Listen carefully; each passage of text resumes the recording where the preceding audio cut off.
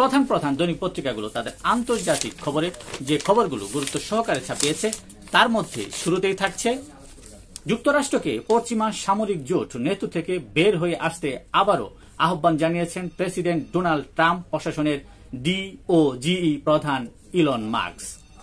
মার্কিন অস্ত্র তাইওয়ানের অনিবার্য স্বাধীনতার পরিণতি এড়াতে পারবে না বলে হুঁশিয়ারি দিয়েছে চীন।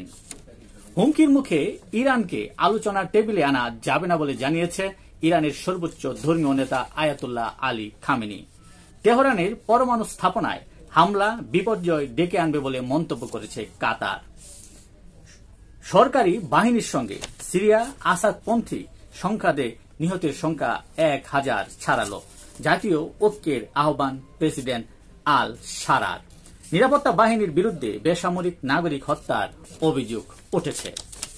গাজায় যুদ্ধবিরতির দ্বিতীয় পর্যায় নিয়ে আলোচনা শুরু করতে যাচ্ছে ইসরায়েল ও হামাস। হামাস বলছে আলোচনা শুরুর ইতিবাচক ইঙ্গিত পাওয়া গেছে।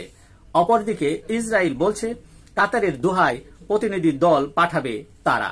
যুদ্ধবিরতি ও জিম্মি ফিলিস্তিনি বন্দী নিয়ে আলোচনা এগিয়ে নিতে সাহায্য করবেন তারা। এই ছিল দেশের প্রধান প্রধান দৈনিক পত্রিকার শিরোনামে উঠে আসা শীর্ষ সংবাদ, যা নিয়ে এতক্ষণ আপনাদের মাঝে উপস্থিত ছিলাম। আশা করি আপনাদের ভালোই লেগেছে। সার্বিক খবরের বিবেচনায় যদি আপনাদের কোনো অভিমত, অভিব্যক্তি, সমালোচনা কিংবা কোনো পরামর্শ থেকে থাকে তাহলে অবশ্যই কমেন্টসে জানাবেন। আপনাদের কমেন্টসের প্রত্যাশায় আজকের মতো এখানে বিদায় নিচ্ছি। আবারও দেখা হবে আগামীকাল অন্য কোনো গুরুত্বপূর্ণ বিষয় নিয়ে। সে পর্যন্ত অবশ্যই ভালো থাকবেন, সুস্থ থাকবেন। আসসালামু আলাইকুম ওয়া রাহমাতুল্লাহ।